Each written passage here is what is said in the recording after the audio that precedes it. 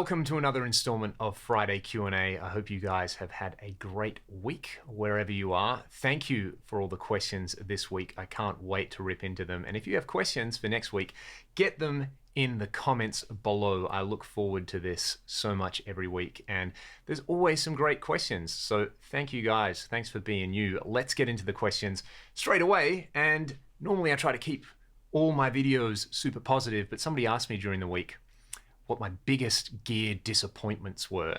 And there's a few in here, and this isn't necessarily about bad pieces of gear. This was kind of more along the lines of, pieces of gear that I was really looking forward to trying that kind of maybe didn't measure up to my lofty expectations. And there's a few in here.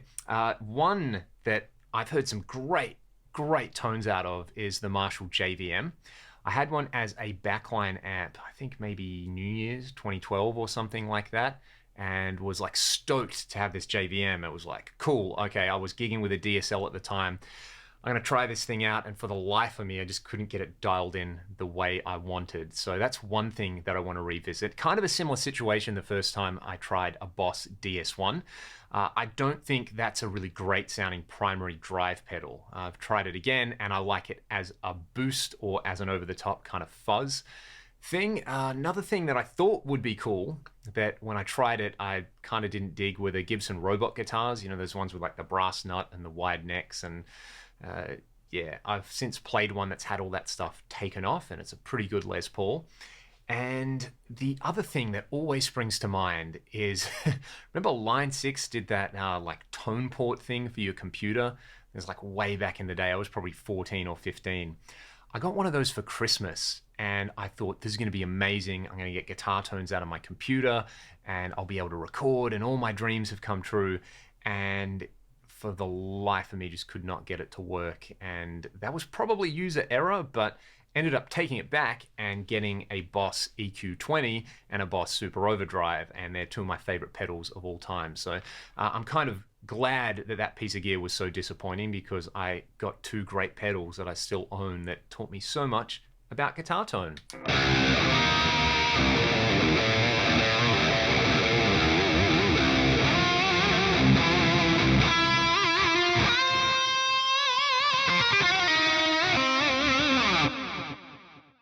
All right, on a slightly more positive note, let's do something constructive rather than just complain about things.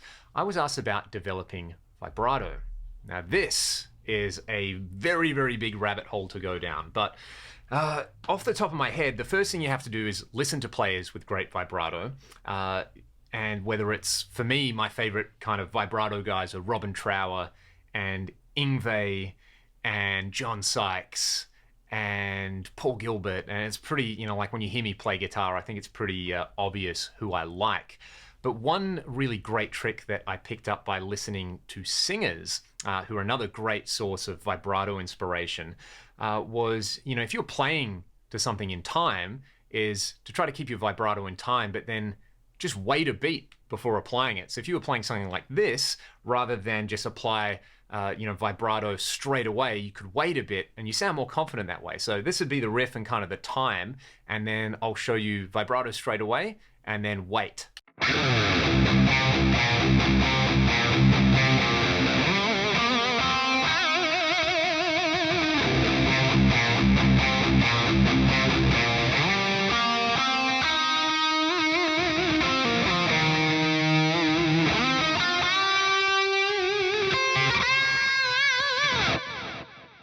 And it can either be like half a beat, one beat, a 16th note, kind of whatever you want to do there. But that's a really great way to just sound more confident with whatever type of vibrato you like, is just wait.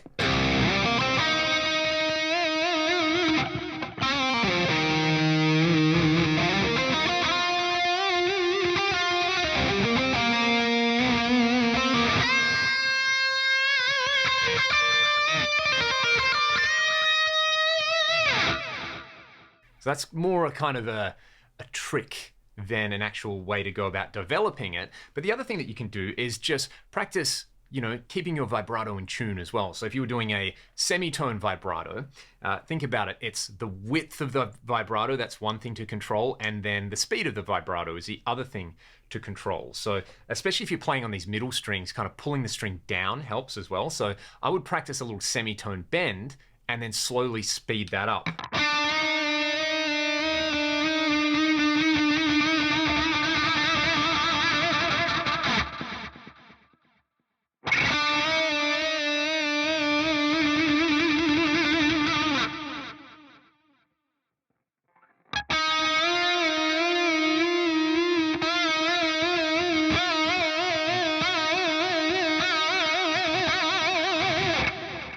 That gets you that kind of really wide John Sykes, Zakk Wylde thing in there. So you got the shallow vibrato and you've got the wide vibrato, and then you can control the speed. So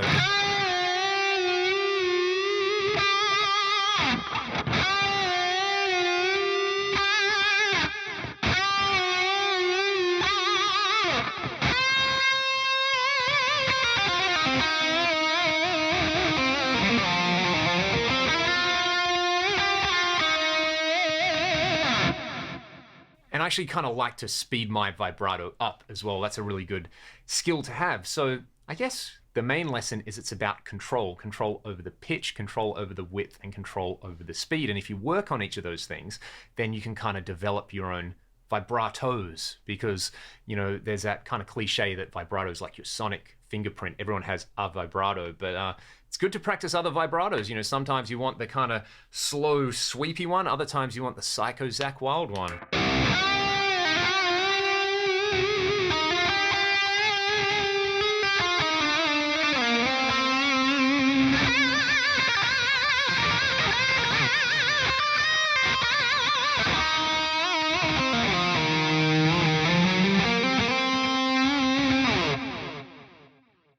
Probably a good topic for a standalone lesson though, so we will move right along. Somebody asked me about the new Metaltronics amp by Lee Jackson. I've really wanted to try a Metaltronics amp forever because Lee is a pretty legendary amp modder, and I love so many of those tones from that era.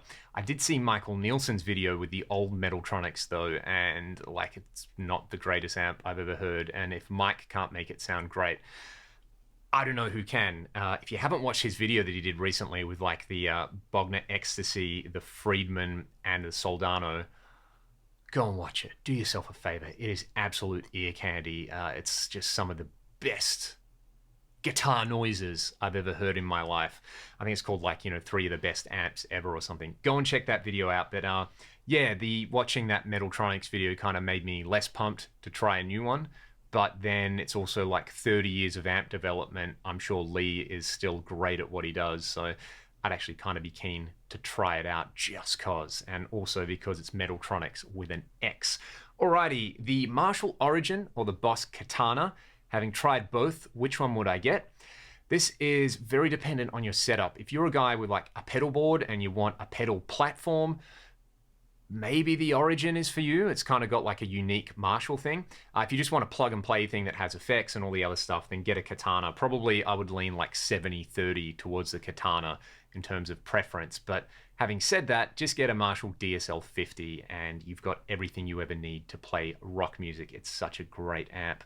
I'm a big proponent of the DSL, as you guys know. Again, unless you need built-in effects, in which case the Katana is pretty awesome. It's also got a really good power amp in if you use a modeler, so it doubles up like that. Yeah, I think probably the Katana I would lean to nowadays, unless you need something which says Marshall. Then, like I said, go and get a DSL.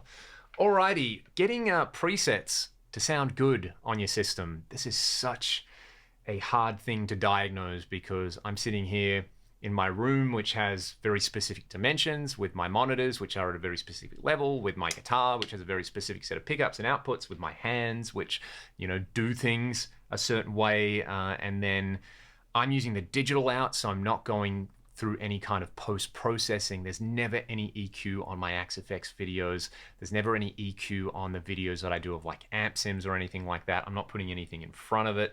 So it is probably just a case of these things being lost in translation because, the human element of all of this is so complex. I know it's kind of like a cop-out, but yeah, the idea with all my videos is use those as a way to teach yourself how to build sounds that you like, you know, not necessarily that I like. And if you like those tones on there, there might be other ways to achieve them. So yeah. Anyway, I love this sound. This is a Mark IV with like all the gain and all the delay. You can grab this preset and you can try it, but just keep in mind, probably different hands and a different guitar and a different monitoring environment are going to change things a lot.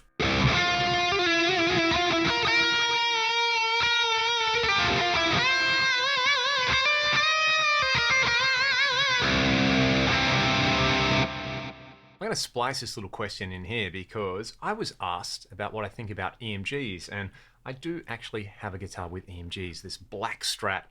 It's got a trio of EMGs in here. This is another guitar my dad made. It has a really big, thick neck on it and tall frets. It's kind of like an SRV style neck. And, you know, I'll be honest, I don't mind these EMG single coils in here. They really remind me of that kind of David Gilmour Pulse era tone. And I kind of like them for really, really clean stuff because just kind of to my ears, they're very, very clean and very neutral, and you can do all your tone shaping with your amps and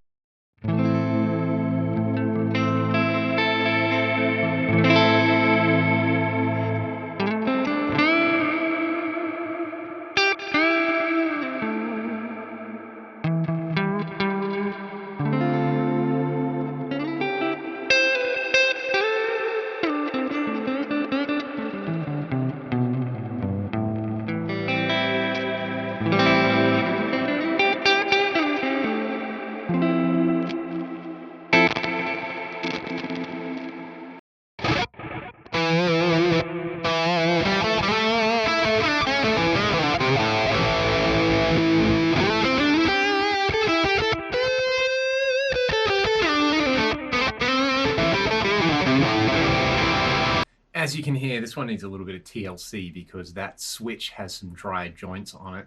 In terms of the EMG humbuckers, I have tried them in some of my humbucker equipped guitars and I never really got on with them. I think for a lot of the reasons people quote, you know, they're never as bad as anybody ever mentions, but I wasn't particularly smitten with them, especially now that there's so many other choices out there, especially like the Fishman Fluence stuff. I've got a set of Fluence Classics in my McCarty and they don't sound like active pickups. They're really amazing. I'm a big fan of the Fender Lace sensor pickups though. They were really, really cool and I think super underrated. On another note about presets, dialing in sounds with headphones, I almost never do it using like these kind of things. Just don't like it. If I can avoid it, I don't do it. However, if I am dialing in my live tones, I will dial them in with my Shure in-ears. I just have a cheap set of SE215s. They are perfectly adequate for live use. I actually kind of like them more than my expensive in-ears that I had. So yeah, dialing in sounds like cranking up the monitors and using the in-ears is a really good way to get a feel of what your rig's going to sound like live. If you're using in-ears, I'm not the guy to ask when it comes to how to dial in good sounds with headphones or whether open back or closed back, because I've never done that shootout and I don't really have too much of an opinion other than it just always kind of feels like a compromise to me. So yeah, sorry I couldn't help you out there. There's yet another cop-out.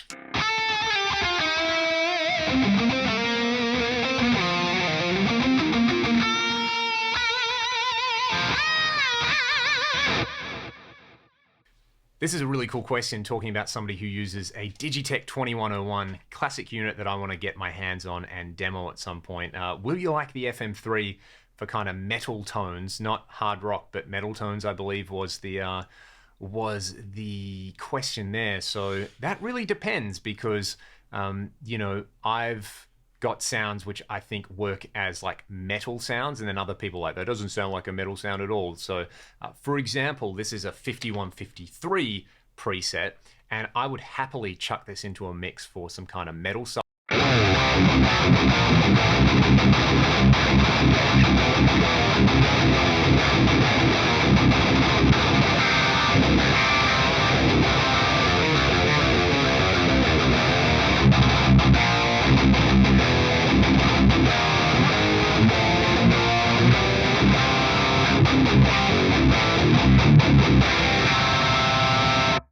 But maybe that sounds like more of a hard rock thing to you. The important thing is that you can basically dial in any type of tone you like because you've got complete control over the pre-EQ, the post-EQ, the cab choice, the amp choice, all that kind of stuff. So I always go for, well, I try to go for slightly more mid-forward tones because I find they just work in a mix for what I like to do. But I think depending on whatever your definition of a metal tone is, you can probably get it with the FM3 or the Axe-Fx 3. Now that's not a bad sounding little preset. I dig this.